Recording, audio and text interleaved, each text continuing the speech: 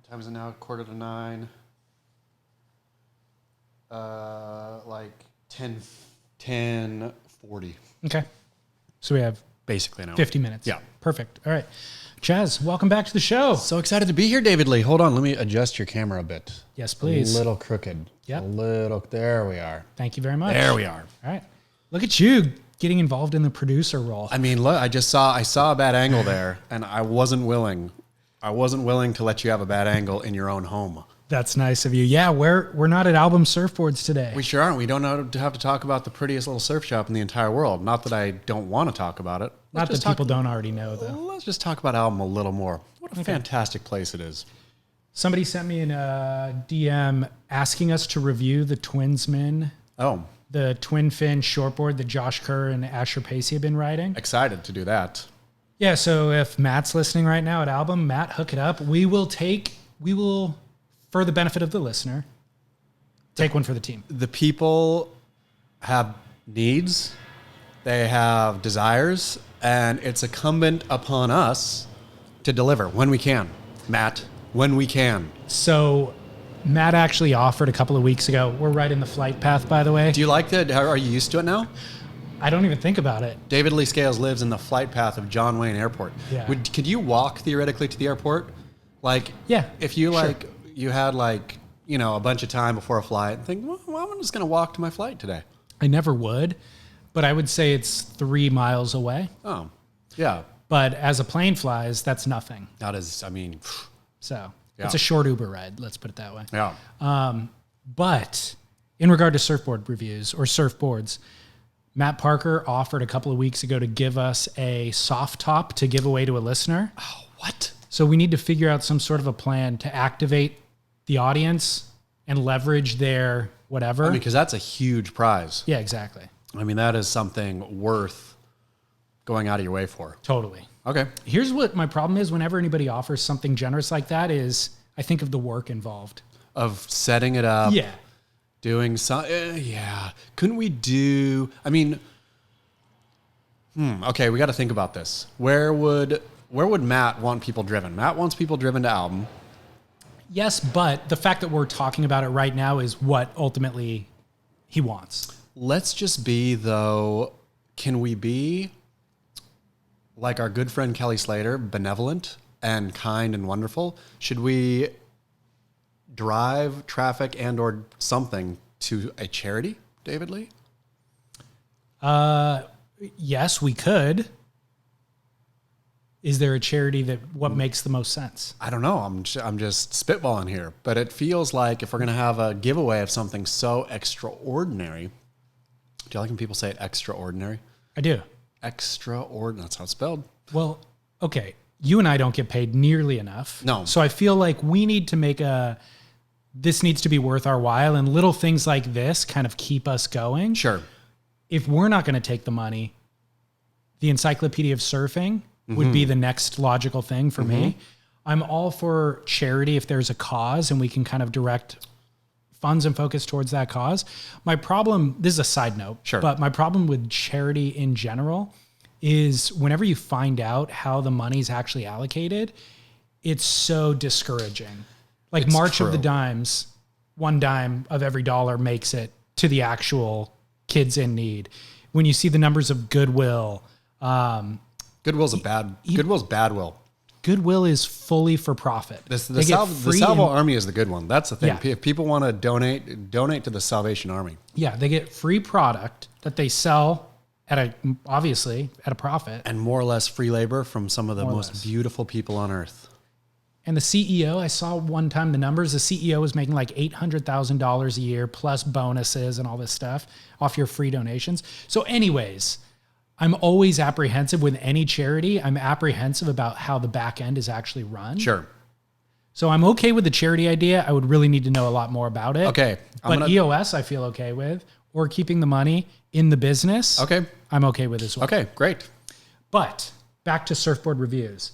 I've been thinking about doing surfboard reviews as a network, and maybe I'll review some stuff. Maybe you'll review it. Maybe we'll do it collectively. Maybe Scott Bass can review it because Yep. he surfs well and like understands board design.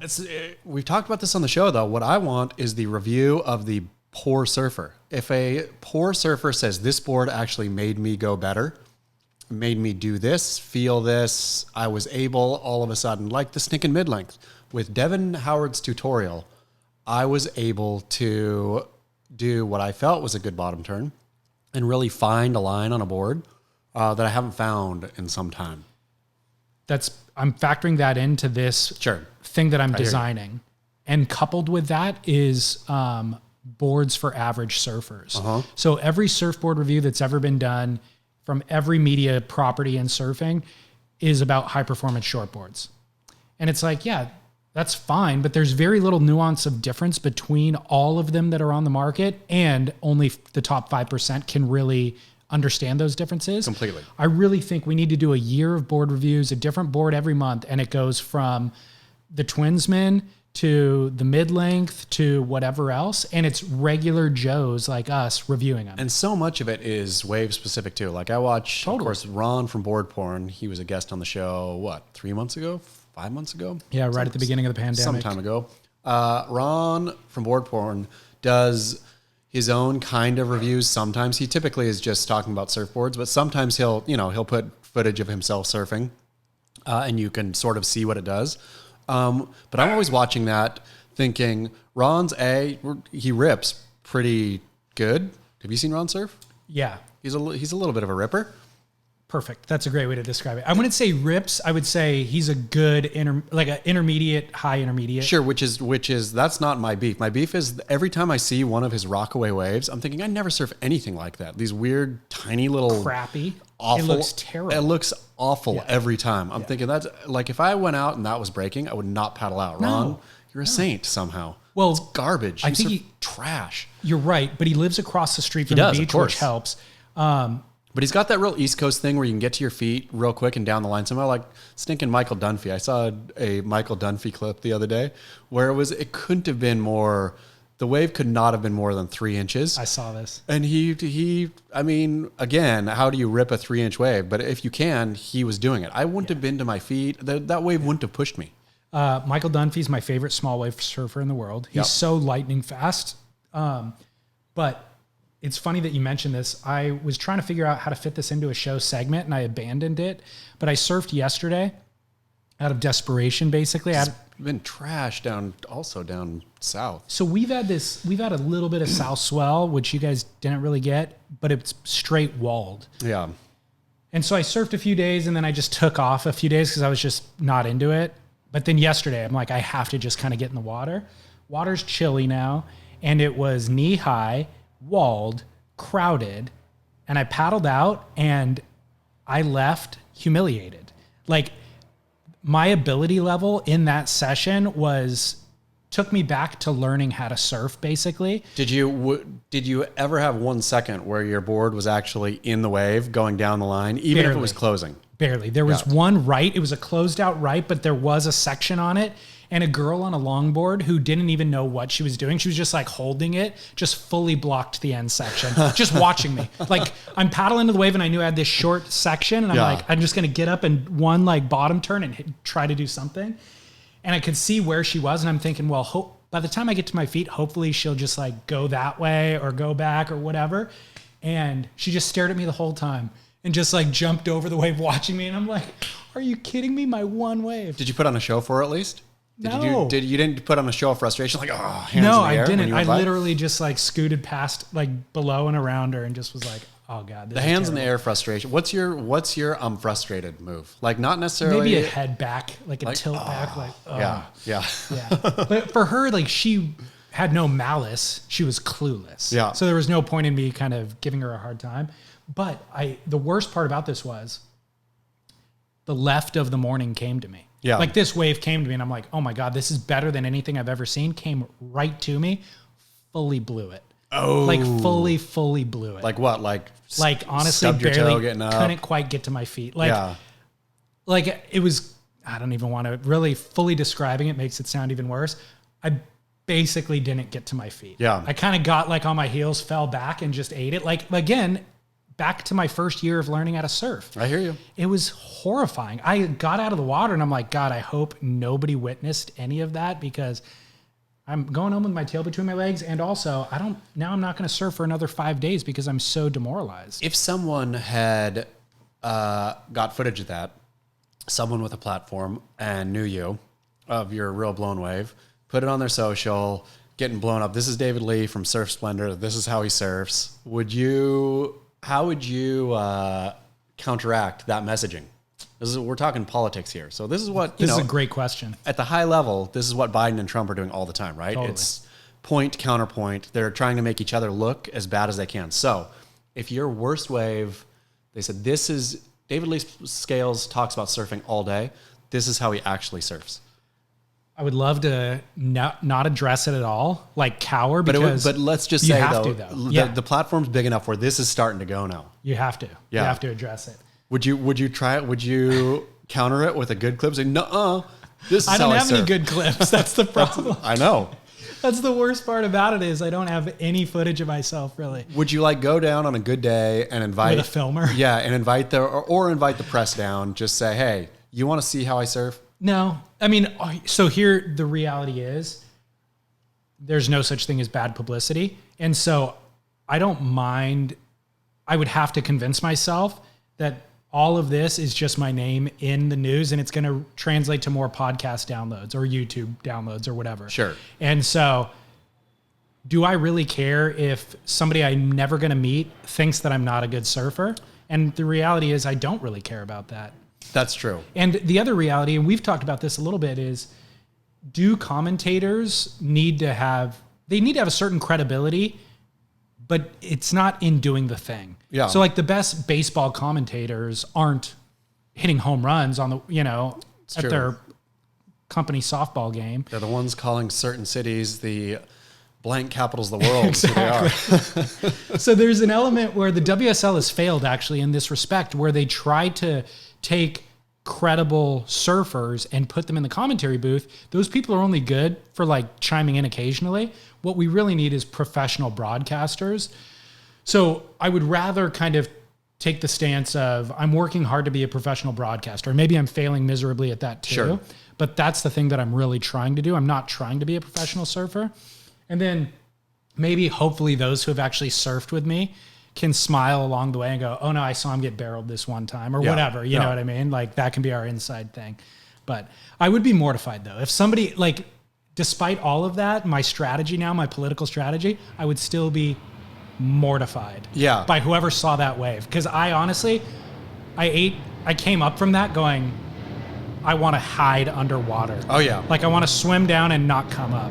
That one is a real confluence where you have the wave of the day and you blow it, because I feel that I blow a wave or don't surf most waves to their potential, but honestly blow a wave, not a good wave, just any wave, like, once every 2 or 3 sessions where it's properly blown. To blow the wave of the day, even on a bad day, just the wave of that day though, is not altogether common, right? It's pretty rare where you blow that one wave. And that, to your point, that one really sticks in the craw always. Like I'll remember those waves for weeks after, like feeling like that look down the line, that vision you have of something opening up and what you did, cruel. Well, and it was just adding one more failure of the session. Like it was already small. It was already crappy. And so if ultimately surfing is supposed to be fun because you're going fast down the line or whatever, that was my one opportunity to do it. Sure. Like I was like, oh, I'm actually going to get a wave that feels good and I can validate this entire effort. But no. Terrible. See how good she is now? Great dog. Sophie? David Lee's dog is in the room. A great dog. Puppy. A puppy just sleeping soundly, listening to the sing-song voice of David Lee Scales. She'll get on camera in a little bit. Sweet. She's resting right now. Sweet. My other detail about Ron, I didn't want to disparage his surfing ability because he does surf good. And by the way, he surfs good for working in a law firm, full-time, raising a family, fully middle-aged, and all of that. Ron's signature move is the backside 360. That's what I was going to bring up. So is there any greater disparity in difficulty with the front side carving 360 versus that backside version? Because on the face, front side 360, backside 360, they're both 360s. One of them is the hardest thing to do, and the other one is sneakily the easiest thing to do. It's so true. The front side 3, I mean, I've never obviously completed have you ever completed a front side 3? Not a carving 3. Yeah, no, a carving 3. It's like getting your torque. I've never even tried one. Dude. Yeah, I've tried sometimes on a closeout set or on an end section, which probably is the problem, is you probably can't do one there. You probably need the wave to keep running in order to have enough energy to whip you around, but it really is, in my experience, impossible to do. Yeah. Kelly Slater is a real master at the front side carve. He is. He's been a proponent for years and years. Couple of follow-ups. Oh, firstly, hey, Soph, quiet. Hey, quiet. I offered you a cocktail. It's 10 a.m. I offered you a cocktail, which normally you absolutely imbibe in. Jump down. What's going on, man? I'm on the sun's anvil again. Every 3 months a year, no drinking. Wait, 3 months a year? The anvil now is for 3 separate months. So September, right. I think it's September. I think it's February, and I do believe it is June. So those months are collectively known as the sun's anvil. Dry. Have you ever watched Lawrence of Arabia, the film? Oh, watch Lawrence of Arabia, the film. I don't like watching movies that are like before 1986. Oh my goodness. Lawrence of Arabia is a work of art. I know it is, but like really luxuriate in it. Anyway, he shows up. That's how Lawrence, T.E. Lawrence, how they took Aqaba from the rear by crossing this desert that was thought to be uncrossable. So that's what's the metaphor though? The sun's anvil. You're just getting hammered by dryness. Okay. By dryness, there's not one drop of liquid anywhere to be seen. There's no oases, no breaks. You just ride dry for a month. Got it. Yep. And what is the purpose behind this? Just to dry out a little bit? I think it's just self-control, probably. Okay. Like just, taking a break. Probably. It's not even to dry out. It's just purely self-control. It's a mind over matter. It's not getting into sort of rote behavior that I don't, sometimes I act bad when I drink. Sometimes I act bad when I'm sober. It's not about not acting bad. It's just about, okay, let's break the pattern. Yep. And then reestablish the pattern. This is a phenomenal strategy. I fully back it. Yeah. And a lot of people I talk to who have worked in wine and worked in the alcohol industry talk about this as well, about this being hugely beneficial for them. Yeah. It's just and it's like, people will ask me, do you feel better? No, I don't feel any better. I don't feel any worse. I feel the same. I just have this. So this is the 4th one, I think, now that we're entering. Now that I know I can do it, the first one, I was like, oh man, I was really itching for a drink around, if you would have said seeing your bar, or if you would have said, I was going to mix you a cocktail, I would have thought, oh, you kidding me? And just been thinking about it. But now I don't even think about it. Yeah. I literally don't even think about it. Good. Seems like a hassle to drink at this point. Good. What's the update on homeschooling, and why aren't you schooling your child right now? Man, I passed off to the wife today. Nice. Unfortunately for her. But it hit its lowest point, I think, Wednesday maybe this week. It was just, I was thinking, screw all of this. I'm going to burn the house down with the children inside, and we'll call it a day. But I kind of feel like I got my mojo back yesterday, and this morning I felt pretty good about it before I left. I got them set up. I got them doing their thing. The bummer now is seeing their dead eyes, because they were always they had one up on me, all 3 kids. They were doing other stuff or fiddling around, but I took anything else they could fiddle around with away. You watch your stinking teacher on the iPad, which is horrible. So my victory was them sitting just dead-eyed. You guys paying attention? Yes. Okay, good job. But my moral victory there is sometimes you got to do things you don't want to do. And if they do that a little bit, then I'll blow off the rest of the day and give them something fun to do. Right. So, again, is my own idea of, okay, this is homeschool is going to evolve. So Solana Beach, is it Solana? No, I'm sorry. Leucadia, I don't know which schools are in Leucadia. But apparently I heard, so their district plan, they're going back to school the 13th in person. If one student tests positive for COVID, that student has to quarantine. If 2 kids in a classroom test positive, that classroom has to quarantine, i.e. no school for them. If 3 kids in the school test positive, school's out again. And I was talking to a doctor about it who said, this is honestly in-person schooling. If this is the policy they came up with is going to last no more than 5 days. For sure. And so it'll be back 3 to people will test positive, no question. within the first 3 days. Yeah. Silly. Yeah, that's really. But yeah, my thoughts of, okay, getting how to do this are evolving, and I'm feeling better about it today. So, Feeling buoyant. do you think that that's most teachers' goal is to see the dead stare in the kids' eyes? No, I think like to break the classroom? No, I think the teachers are horrified because I don't think the dead stares are in the classroom, right? When there's in-person learning, a teacher, at the higher level, maybe. But I can tell, I look at my daughter's teacher and he's wearing the colorful shirts. He's trying to engage. He's really trying to, and I'm sure in the classroom, he's one of those fun teachers, right? Yeah, Where, okay, like, I'm sure there's no more than 10 minutes of them sitting doing boring work. I'm sure it's all kinds of puppet shows and using, whatever, bringing guests into the classroom, whatever, all kinds of fun. So I can tell it hurts him as much as it's hurting them. And, then the end of anything is always like 20 minutes, or the start of anything, 20 minutes. Mr. So-and-so, I can't log on. I couldn't submit my thing. And then so him walking second graders through tech is just like, you poor, poor kids. That's mine. And her friend asked me today, hey, when he goes on and starts helping other kids for a long time, can we do our thing? I said, no. You sit and take it on the chin. Wow. Take it on the chin. You're on the anvil too, kids. Amazing. Yeah.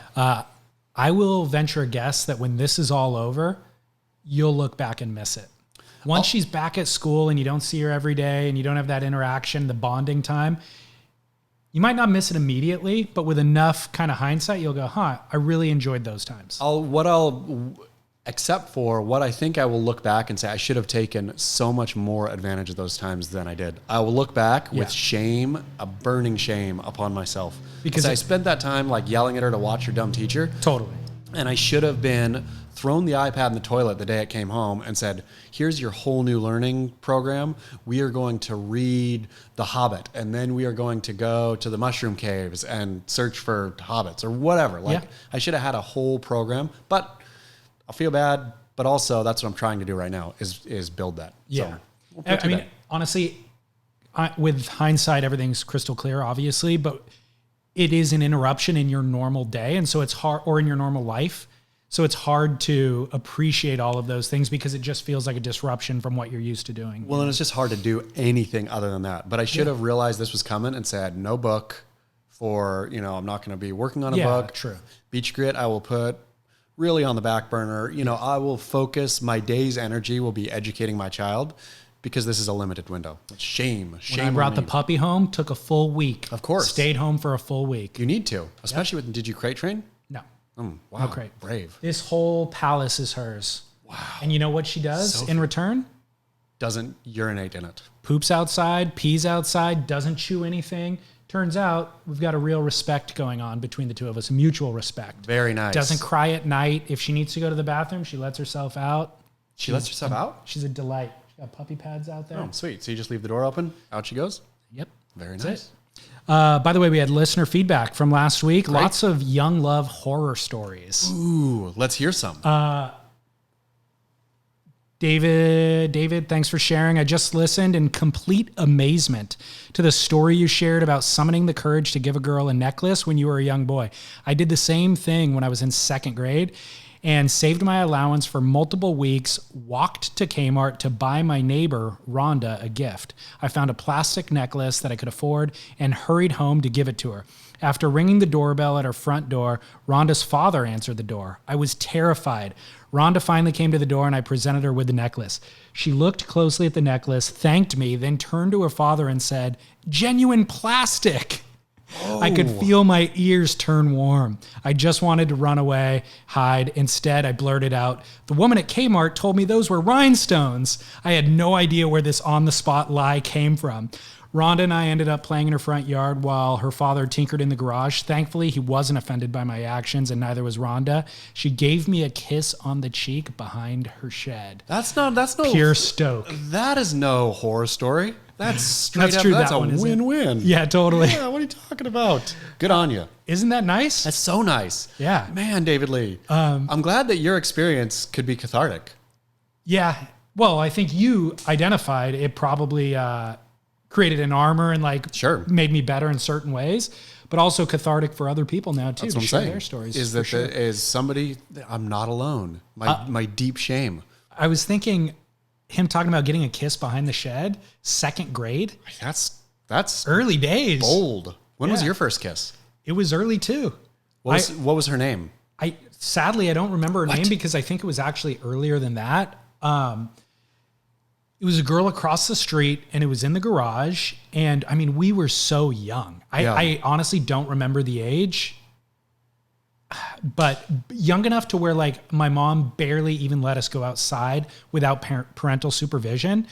And I don't know how the idea even came about, but it wasn't sexual at all. I think it was strictly experimental. Exploration. Yeah, like she had seen her parents or I had seen my parents kiss or something like that. And so we were in the garage, but we did know it was wrong. Yeah. So we were hiding behind boxes. Like there was a bunch of cardboard boxes and we like ducked down and one of us posed the idea to the other one and we kissed. Wow. And I don't remember anything about it. No, I don't remember that at all. Strangely, my parents have never heard this story. But strangely, we showed each other our private parts at some point too. I think that's just isn't that pretty typical Is amongst? it? I think. I mean, I never did, but We didn't touch. Yeah. It was strictly like, hey, what do you have down there? You know? I think it's commonplace amongst the children. Yeah, as off-putting as it is. But my actual like exhibitionists. first kiss that like I knew was sexually related or something was 6th grade. 6th grade. Yeah. What was her name? I don't want to say because Is she out and about? yeah, and we have friends from high school and stuff still listen. That's okay. Yeah, Rochelle was her name. Rochelle. Yeah. Nice. Where was it? In the movie theater? Was it? No, it was actually on a high school trip. Okay. Not a high school trip, a middle school trip. Sure. You do a yeah. And Like it was in the like bus? all of the kids basically coaxed us into it. Kiss. Yeah, kiss. exactly. Okay. Exactly. Like there was a couple of there were different couples at that age. Like the high school, the jock and the cheerleader were dating, and some other people, and like I was single and she was single, and people were like, "You guys will make a good couple. You should kiss." And they basically forced us into it. Rochelle. And yeah, I was super intimidated and embarrassed by it. Wow, another one. Yeah, Good on you. traumatized. When was yours? Freshman year of high school. Okay. Late. At the Egyptian Theater in Coos Bay, Oregon. And her name was Candy Graham. Candy Graham. Graham. Was she a stripper? Probably now. I mean, that's It was a name. I might have even been, I was actually a sophomore in high school, I think. Candy Graham was, I think, a freshman. wow. Yeah.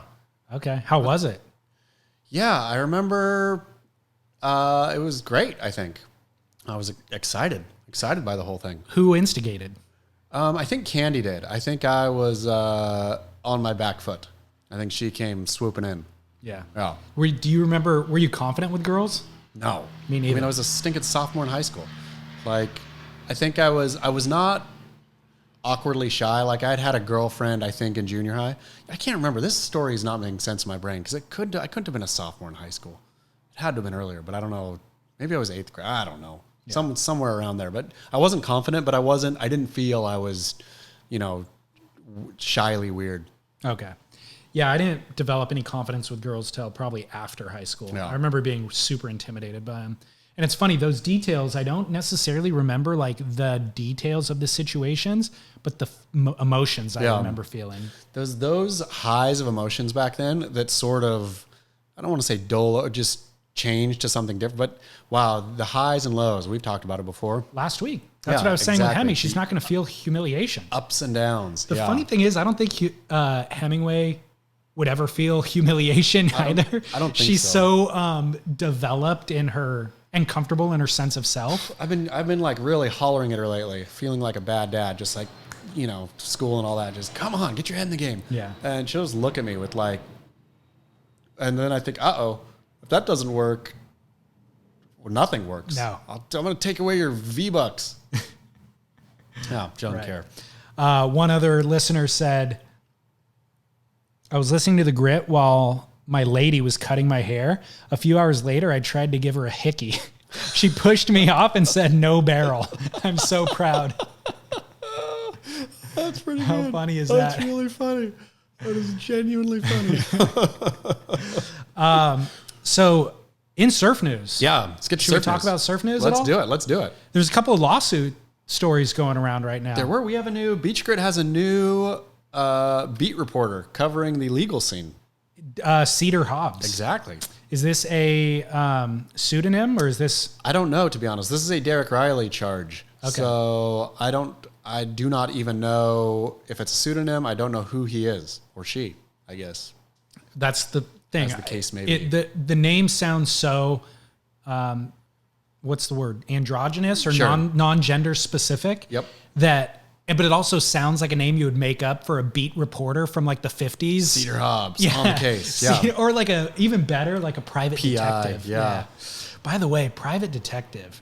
Does that job still exist? I think so. And I used to think I'm sure it exists more now than ever because I think it solely exists to catch people cheating.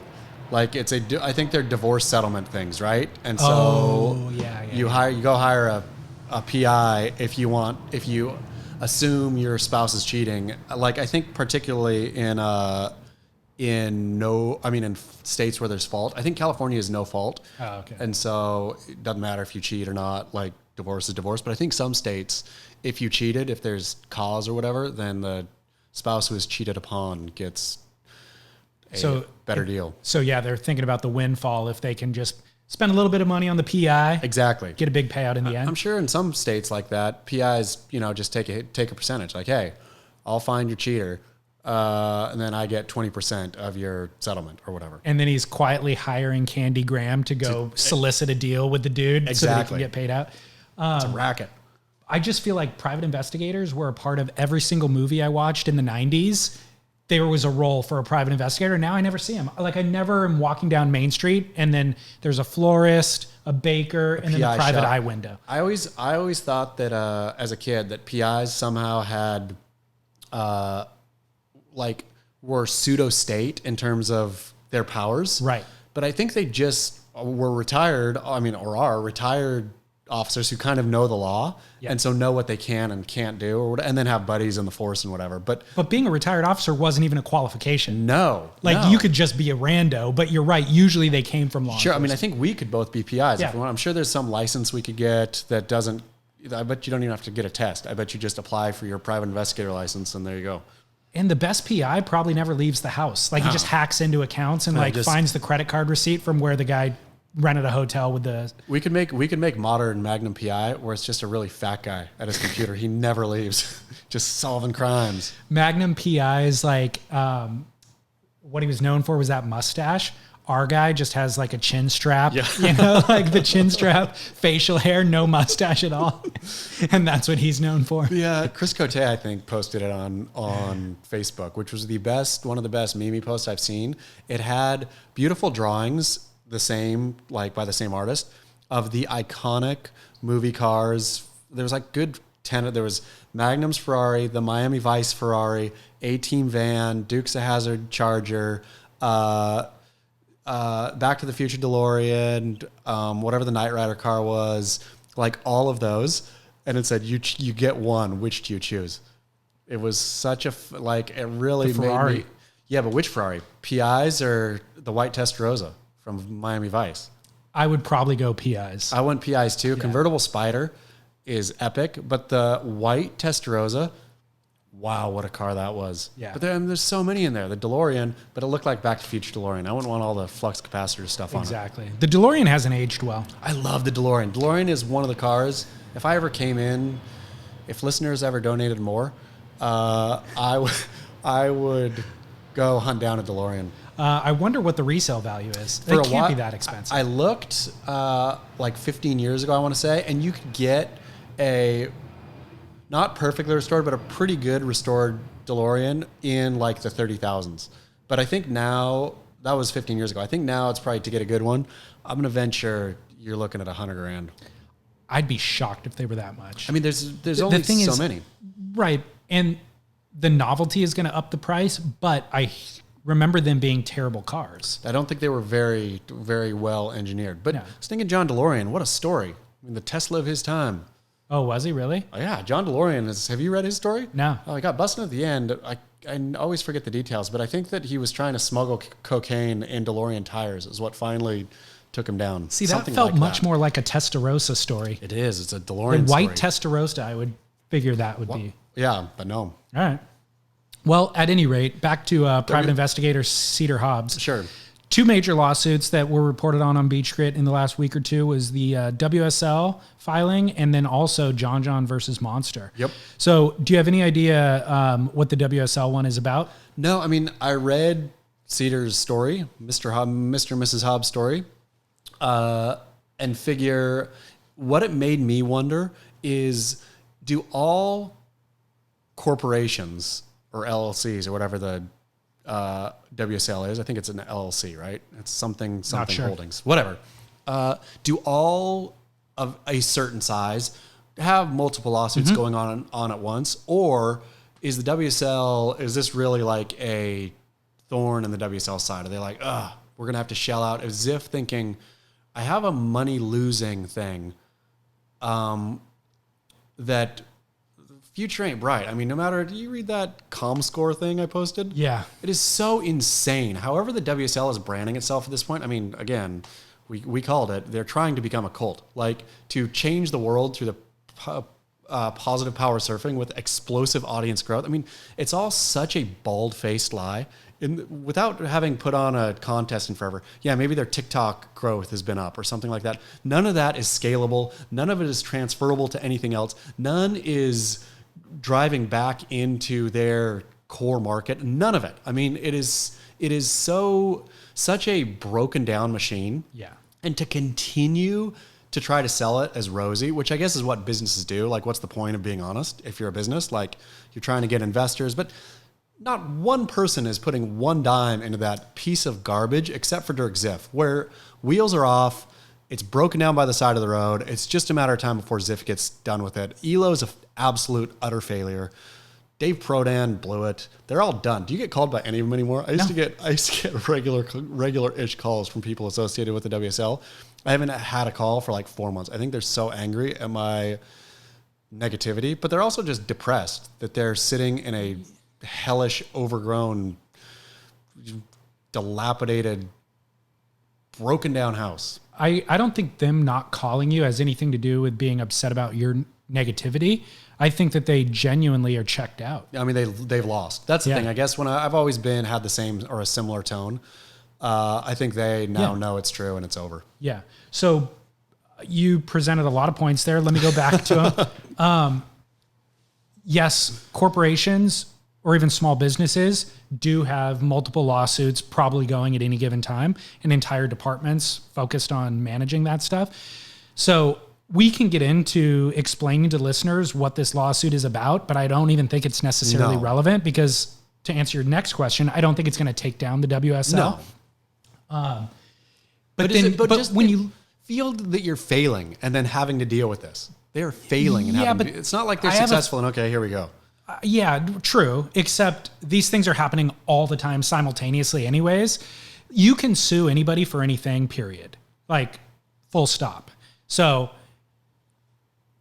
I can go get coffee this morning and their bathroom isn't, even if their bathroom is up to handicap standards or not, I can file a lawsuit against them. And now that becomes something they have to pay to fight, you know? Sure. And I won't win anything, so there's no incentive for me to do it. But if you could win something. So anyways, the part about how much these things are valued at or how they claim their optics look to an audience, and so they're basing a valuation based on that. Right now, TikTok is looking at being purchased by a bunch of different companies. This is a huge news story in America. Basically, the Trump administration is insisting that TikTok sell because basically they view it as it's Chinese owned and they're stealing our data. So we're either going to exile you from America or you have to sell to an American company that we actually can regulate. So all these American companies are putting their hats in the game, from Oracle to Microsoft to Walmart. And it's like, what does Oracle have to do with owning TikTok? Like, why would they even want to? They don't, except by them saying that they might purchase this thing. Their stock goes up. The market cap went up billions of dollars.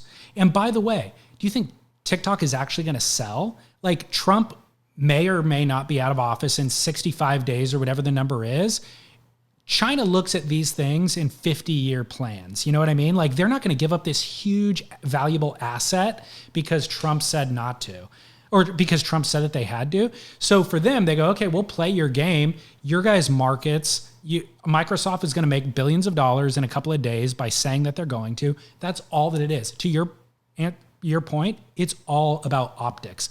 They're never going to sell. Oracle was never serious about actually buying the thing. It's all strictly to manipulate the markets for shareholder value. I totally hear you. I guess the thing that frustrates me about the WSL is it's surfing. And when everything else is a game in terms of calling black white, calling white black, and now, this has entered, of course, the dialogue or just the national discussion or the international discussion at such a level of, it doesn't, like, reason and logic don't matter anymore. It's just, call whatever you want. For surfing to play that game just seems, come on, I don't want you to say you're failing, WSL, I guess. Just, can't you be honest or just shut your mouth and go try to put on a tour again? I mean, yeah, you're right, except surfing's not playing the game. Dirk Ziff is playing the game, Elo is playing the game, and those guys don't represent us. I mean, that's true. They don't represent surf media. That ComScore release was one of the most ludicrous paragraphs I've ever read in my entire life about surfing that had anything to do with surfing. Yeah. It was top to bottom, patently ridiculous. Should I try to pull it up while we're talking? I mean, sure. It is like absurdist poetry. And how in the world Elo thinks he's going to pull this off with whatever not only the explosive growth and partnerships, viewers and whatever sponsors, but then the rest of it was just like, the world is, do you have it? Yeah, I do. Hit it. Confirm that this is the right paragraph. ComScore will provide the WSL with access to ComScore's signature media rating solutions, including ComScore video metrics in the United States, Australia, Brazil, media metrics, multiple platforms in the US, to better understand audience behavior and media consumption across desktop and mobile devices. This deal, which comes as the WSL is seeing explosive audience growth and in partnership and sponsorships, signals the power of the sport of surfing. The World Surf League is dedicated to changing the world through the inspirational power of surfing by creating authentic events, experiences, and storytelling to inspire a growing global community to people with purpose, originality, and stoke. It's the dumbest thing, literally the dumbest thing I've ever heard in my entire life. It used tons of words to say nothing at all. To say, and to say, not only to say nothing, to say things that either aren't true or to say things that are just idiotic. Yeah. I mean, to inspire the power of surfing, to inspire a global community to live in whatever communion and stoke. And I mean, it's garbage. Like Elo somehow it's gotta be from the mind of Elo, because this kind of bullshit talk didn't happen before him. So he must have taken Oprah's Power of Now or whatever. Oprah's not Power Now. It's Eckhart Tolle. Whatever, right? He was on Oprah a bunch. Yeah. Plugged all that stuff in and thinks, okay, Oprah did it, but stinking Oprah's Oprah. Like, Elo ain't no Oprah. Kelly's not no Oprah. Like, WSL, you need a personality. If there was a person surfers looked up to who could talk like that, then maybe you could get other people to buy in. There's no person. And surfing is certainly not that. Yeah, and surfing, by the way, failed on a financial level over and over and over and over for years. So the idea was bring somebody in who understands these things and kind of try to take it to that level. But I agree with you. So that's an explanation for why it happened. It's not an explanation for that it should happen. Which I feel we beat this dead horse often on here, right? But I do believe that this paragraph here is the low watermark of surfing. This is it. It can't get any worse. A low watermark of professional surfing. This is it. It cannot get any worse than that statement right there. I know. I struggle with this on a personal level for promoting the podcast, because this week I interviewed Lauren Hill, Dave Rostovich's partner. Yeah, she's great. And she just wrote a book and all this stuff. I love her. She's great. Positive. And she says some things, these pearls of wisdom that are so profound, but you have to understand the context to appreciate them. And they're real kind of nuanced. And so it's like, can I promote this as a soundbite? And the reality is you can't. Yeah. I do it and then it gets minimal views. But what if I post a video of somebody falling off a rock jump, right? Maximal. Massive views. And I should do that 3 times a day. And so I'm constantly fun. And then, but I'd rather do this other thing over here because it's unique and it's actually insightful and poignant and all that. But it also takes an hour to build out this Instagram clip where just reposting this rock jump takes 10 seconds. And so I'm constantly, and then I get frustrated and I just don't do anything for weeks. But the WSL is a business. The podcast for me, for all intents and purposes, still is a passion project. Sure. So I'd rather just do, if I'm going to do it as a passion project, I'll take the hour and do it the way I want to do it, you know? And the people that get it care and they totally get it. I mean, again, the WSL is a business. Yeah. But that's the problem, though. Is how are they going to convert these this explosive TikTok growth into people who care about? I mean, I guess this is whatever. It's pointless even talking about. So John is Red Bull. I'm going to read the headline from Beach Grit just to sum it up because we don't need to get into the details either. But lawsuit reveals fraud, oppression, and malice with the intention of causing and/or reckless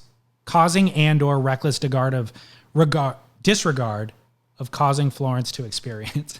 That actually wasn't even worth reading either. But anyways, John's embroiled in a lawsuit with Monster energy drink, former sponsor.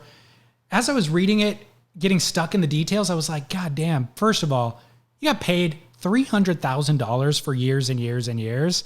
Was it $300,000 a year? Was that his? Yeah. Okay.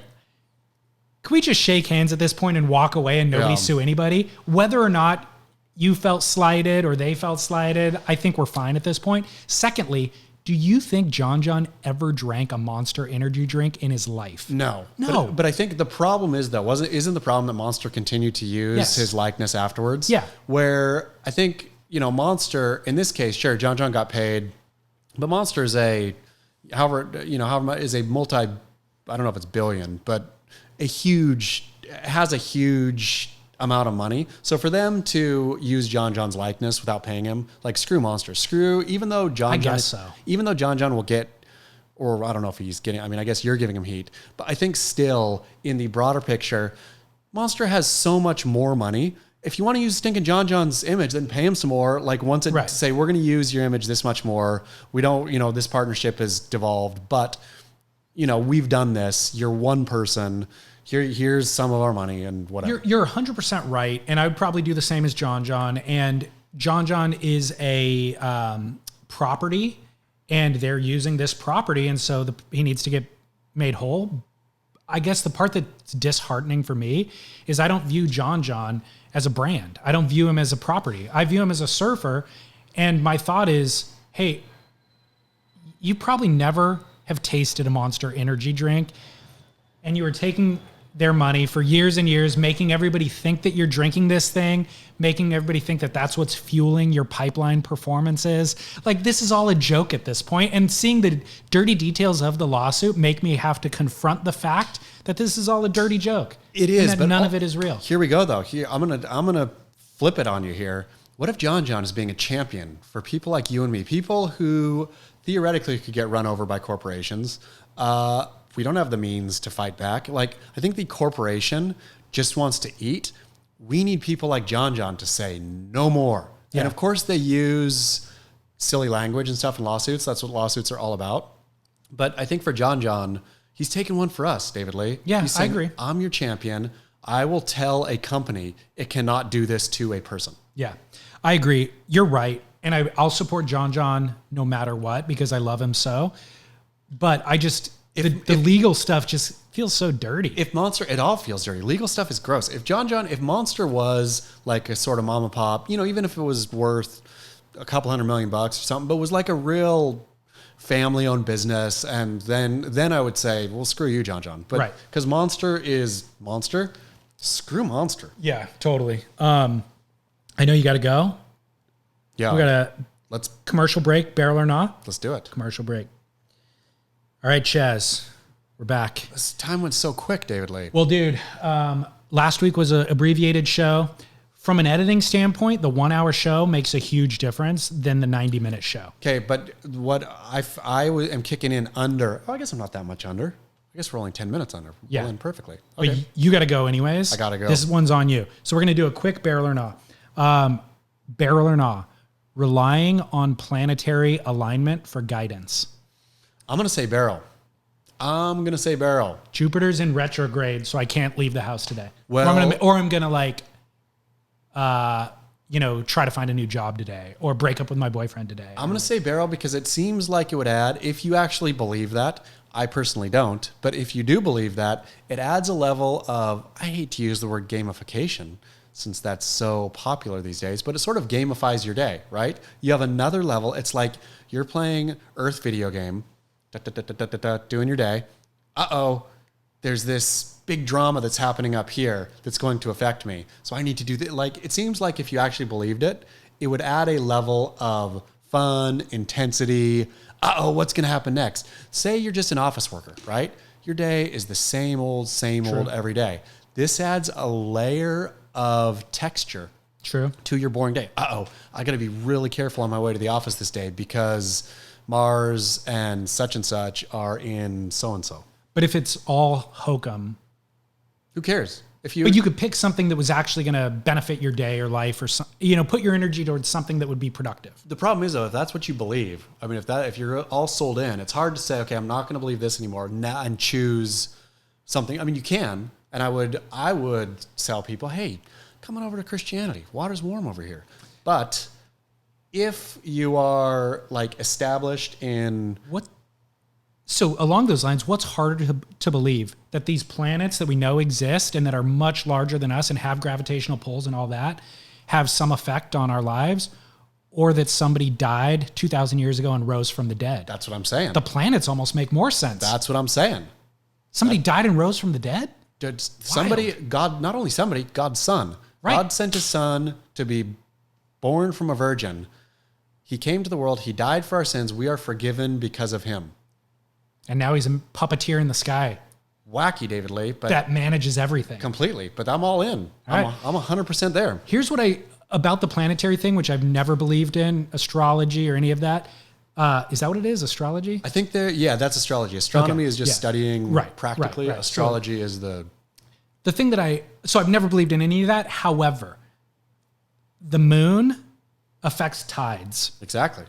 And our bodies are mainly water. So how could it not have some sort of effect on the water that's in your body and like your mood and all that sort of stuff? So when I actually dig into it, I go, I don't know what the effects are. And claiming that you do is kind of weird, but it has to affect us. You've already taken a step down the astrological, whatever it's called. Let's start reading our horoscopes on this show. Plane. We totally should. All right, so barrel, you're going barrel? I'm going barrel. I'm going barrel on anything. I'll barrel anything that is not just everything is all I as a human being understand everything. Anything I see is true. Anything I cannot see is not true. Science teaches me everything. Anything other than that, I'm a barrel on. All right. Barrel or not, adorning your car. Now this can be on the smallest level, bumper stickers. It could be the eyelashes that go up on the lights, antenna heads up there. The flower in the Volkswagen Beetle antenna. Right? Or there's a dude who drives up and down the 405 that is pro-Trump, and he has like banners on the thing and Seen the guy. I'm going to go barrel again. Really? Going barrel. Wow. Is your car adorned? It has a Bernie Sanders bumper sticker on it. It's the wife's car, but I went to start taking it off not even that long ago, like a week ago. Bernie's well out of the thing and got stopped. No, that stays. Oh, really? Yeah. So I drive an adorned car. My truck has a Beach Crit sticker on it, and since it's a boring black Toyota, I had put a Jackson Hole, just a small Jackson Hole Mountain Resort sticker, just a Buck and Bronco cowboy guy, their logo, just so I could pick it out of a lineup. I kind of like living and driving in anonymity. Yeah. But I loved when I was a kid and I could identify people's cars. I'd be driving down the street and you look in a parking lot and you're like, oh, that's so-and-so's mom's car. Because cars used to there was fewer makes and models, I think, way back when. But also they had like a certain personality because the sun peeled off the paint on the door panel, which doesn't happen anymore, I had a Datsun pickup that I painted, it was a great truck. A Datsun pickup, not even a Nissan, a Datsun, right. One of the early that Those I painted the General Lee. So, No way. well, yeah, my brother did. So I had the full Confederate flag on top. I mean, cancelable now. Back then, 01 on the door. Oh, That's on the crazy. doors? Yeah. Did you try to jump in through the window? I did a lot. I mean, so one of the doors didn't work actually. So maybe that's how the idea came about. So I'm all about adorning in that way. Also though, some cars, I also had probably my favorite car of all time was a 71, I think, MG Midget. Tiny little convertible. Which just, it got so many looks, it didn't even need to be adorned. It was adorned in and of itself. My dad had an MG when I was a kid. Yeah. I don't remember what model it was, though. They stay in the garage a lot. I mean, in the British auto garages where they charge trillions of dollars for fixing. Your Datsun pickup, was it diesel? Did it run on diesel? No, it was even unleaded. It wasn't even a reg. Those diesel ones get like 80 miles to the gallon or something. Datsun really had a thing going on. Yeah, they really did. All right, so you're going barrel on adorning a car. Barrel. I kind of am too. I didn't think I would, but I am. It makes, and when you see one, it gives you something to think about. When you drive by the Trump guy on the 405, you think, wow, I wonder what, like, he really went to a lot of effort. I wonder if he really liked it. Anytime I see an adorned car, it makes me think. Even the small ones, the eyelashes, I think somebody really went out and thought. And does she do eyelashes for a living? Sure. Does she love her? Does her car have a name? Like again, in the sea of sameness, it gives you something extra to think about. Okay, cool. Barrel. Barrel or nah? Wearing a sports jersey in public. I'm going to go big barrel. I'm going big nah. Big barrel. Why though? I like it as backing a team. Mostly I like it for an adult male. Kids it is all barrel out of the gate, right? I mean, kids are looking up to their sports heroes and all that. So kids, whatever. I'm talking about adult men or women who are playing Halloween dress up as part of their regular life, who like somebody so much that they want to wear their clothes. All of it's a barrel. Again, that's the exact reasoning for me saying no. But this is a theme. This is what all of today's barrel or nahs were a theme of. This poor person, maybe life is not the greatest thing ever, but for a couple hours, they can pretend they're Mike Trout. See, and we're talking not to the sporting event itself. This is just out to a restaurant at night. That's what My thought is you're living somebody else's fantasy. Like, it's embarrassing to me. And I'm going to use Nexium, the documentary on HBO, which is called The Vow. Is there a new episode? There was two There's episodes. only been two. Okay, good. But as I was watching episode number 2, the main guy that they're interviewing through the documentary, who is kind of the right-hand man to Keith Raniere or whatever his name is, I got to realize, like, God, he is obsessed with Keith. He's a kook. He's a Keith kook. He is living Keith's. He'll do anything for Keith. He'll ignore all of the bad deeds up until a certain point. 12 years is the point. But I just thought, it's embarrassing to see a grown man worship another grown man. But counterpoint, that guy, what's his name again? Filmmaker guy? Mark is a straight up kook no matter what. I mean, the way Mark talks, Mark's a kook. And so whether Mark is worshiping Keith, if Mark wasn't worshiping Keith, he'd be doing something else equally kooky. He'd be doing something, he just has that vibe of being a full-on kook, right? And so whatever he's doing is going to be kooky. Even on making this documentary, he looks, or I'm assuming he's involved in the production. I mean, don't know. He's a documentarian, and it's a documentary. But like, he makes himself look like a kook, and he just seems so fully kooky. If he thought he was going to come out of this looking reasonable and, oh man, this guy, he's somebody I want to hang out with. I'd rather hang out with Keith all day ever. I'd rather go play midnight volleyball with Keith than hang out for 10 minutes drinking coffee with Mark. Mark bores me to tears. For sure. Did you ever see his documentary, What the Bleep Do We Know? No. I heard him talk about it on there and just like, ugh. It was I think it was the highest grossing documentary of all time at that point. Yep. Because it had a theatrical release and all that. And it was about quantum physics. But it was basically like The Secret. Did you ever see The Secret, or are you familiar with it? I know, I'm familiar. Where you can will things into existence, but it's all based in science rather than just thinking about it. It's like, well, quantum physics has a explanation for why when you put words out into the universe, they come back to you in a certain way. Yeah. So it explained Explains the secret scientifically. Explains it from a scientific standpoint, but it's so illogical. Like what you can almost get swept away in it, but at the end you're kind of like, no, this is not actual science. I mean, that's how but you can mathematically show how 2 + 2 = 5 and all that. You can take enough steps where that's what it is. Probably. Well, at any rate, I thought about that guy worshiping another male, and it was it was embarrassing to me. And then I thought about the jersey thing is not that far off. For dudes who are wearing another grown man's name emblazoned on the back and their uniform and showing, this is the uniform you wear to work. I'm going to wear your exact same uniform to a restaurant tonight to show everybody else how big of a fan I am of you. It's embarrassing. It's the people that are obsessed with Disney and obsessed with Star Wars and all of that. Like, part of it's like, I get it. You want to go play that for a minute, but live your own dream. Do something great on your own. Speaking of card ornaments, what about the people who put Disney season pass holder stickers on their cars? Like, we've talked about it on the show, right? Have we? I don't think we have. It's the one that says A and then it has the mouse ears and a P. It's so bizarre. So I have a theory about pop. I've never shared this theory with you, but I have a theory that every one of those you see is on a car that's valued less than the annual pass itself. It's probably true. And if not, it's definitely the car is an indicator that they shouldn't be spending the money on the season pass, because those season passes are not $1,000. They're like thousands of dollars. I mean, back when I was at college, I got one because back then they were like, I think you could get the Southern California season pass at Disneyland. It was like $100 or something for the season. It was cheap. So cheap, and it was just something to do. And it had a bunch of blackout dates and all that, but it was still like you can go there on an afternoon and a Monday and just... I'd go study at Disneyland. Exactly. I mean, it was super close. Just take the books and... Yeah. So now the entry, I don't know pricing right off the top of my head, but like last time I saw the entry level one was like $2,000. Yeah. And like the good one is $8,000 that gets you into everything. And it's like, this person is driving a 1992 Honda Civic. Insane. With like... But so in this way, in the continuum of everybody... Okay, who... Would you wear anybody's... Not just... Because you're not a big sports fan, right? So you're not anymore, no. You're not going to wear a jersey.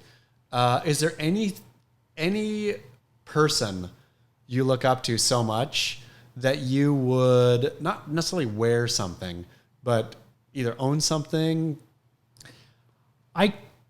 No. You can't think of... I can't. Like, I guess if Anthony Bourdain, before he died, had a line of chef's knives, maybe I'd get talked into buying that if it was the best knife on the market at a reasonable price. You know what I mean? What about if Anthony Bourdain...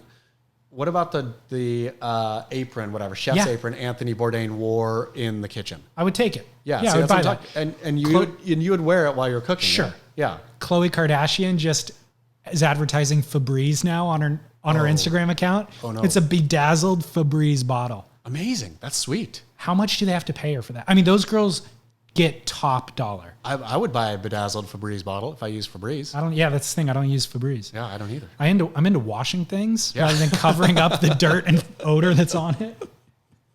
There goes our Febreze sponsorship right there. Yeah, bummer.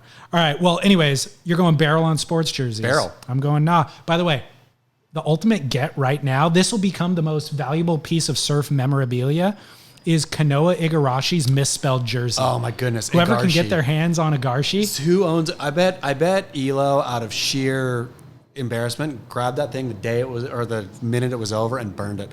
He shouldn't have burned it. He should have put it under lock and key and it waited 10 years, 20 years and put that on eBay. That'll be worth. Can you customize a WSL jersey? Can I order one from the WSL and customize? I'm just going to customize an Igarshi. I mean, if Elo can silkscreen those things in the back of Surf Ranch before the heat, you and I can do it in the garage. All right, you're late for your next appointment. Beachgrit.com, @surfjournalist. Come to YouTube. Come, please. I got a big reveal real quick. I'm launching a podcast. I'm the back end on a podcast with Matt Warshaw and our friend Tyler Brewer in New York. Fantastic. It's launching this Sunday. It's called Sunday Joint. The Sunday joints need to be podcasted. Beautiful. Man, are you sending Matt a truckload of Ativan?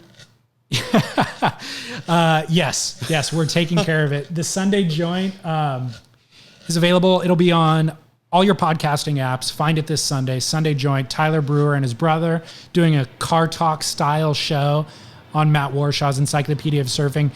Deep dive into every Sunday Joint newsletter. Love it. So look for that. Chaz, until next week. Get barrel.